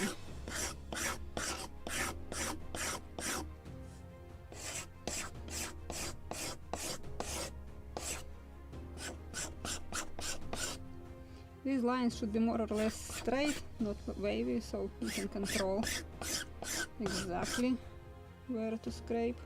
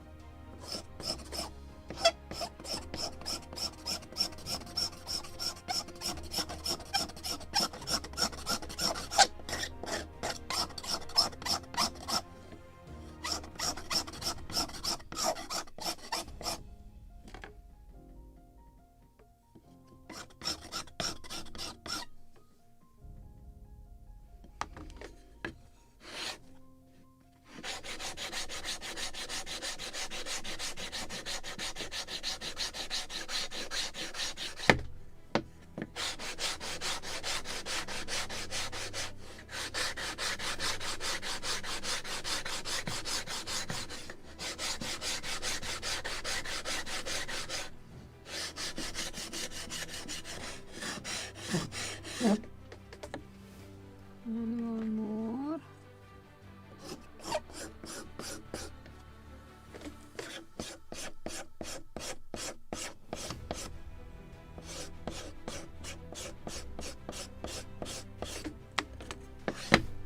There.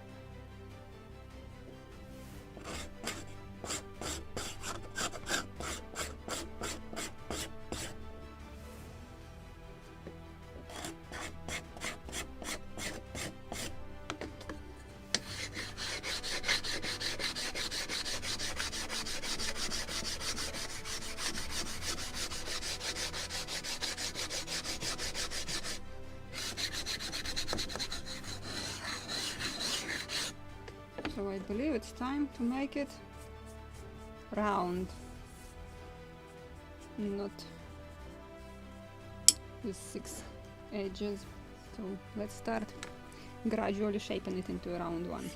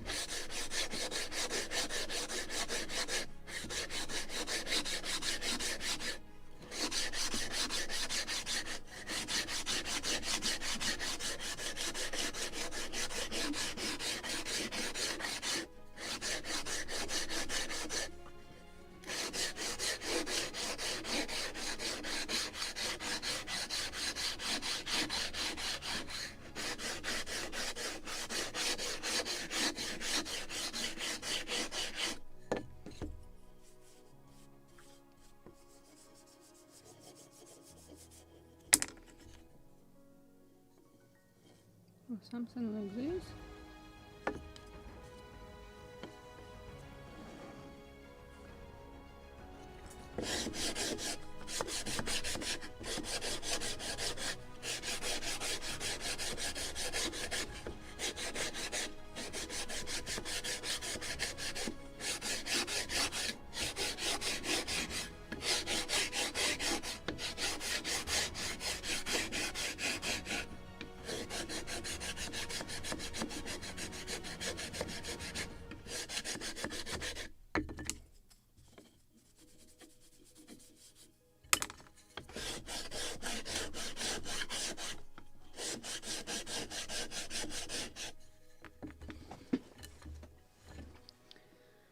I have somewhere file here, just in the very end, very difficult to send.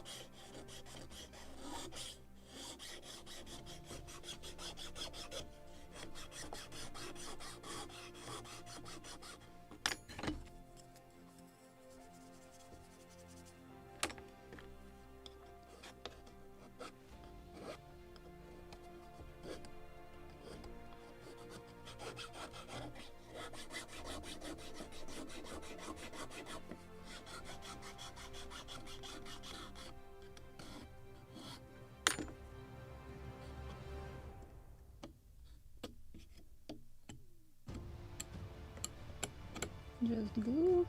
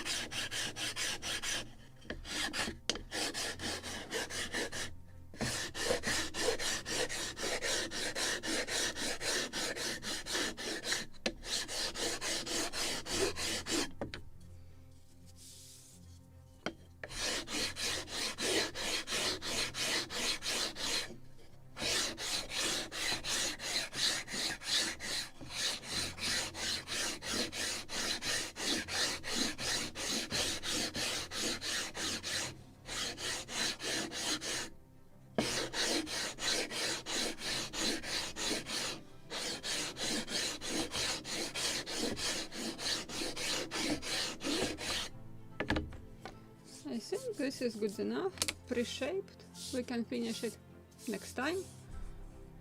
So I hope next time we will finish entire mast and we can start working on our yards. Or we still have tackles and we still have some wooden structures on our model. But I'm sure I will sand it more, but it's good enough for today. So with this, I believe this is it for today. Now we can already try to imagine our model with a mast, if it can fit. Well, probably it's too wide, can't fit in the mast step. Need to shape it a little. But still, we can already feel the future height of the model. It's not a small one, not huge one, just very big scale. I believe with this is it for today. Thank you very much, guys, for coming, for joining me in this little adventure. I will check comments if I miss any questions and comments in the very end, probably. But I want to thank our sponsors of the channel. Guys, you are making possible to run this episode, so thank you very much for your support. I really appreciate it. So with this, I wish you a very nice rest of the day and see you in a week, guys. Bye.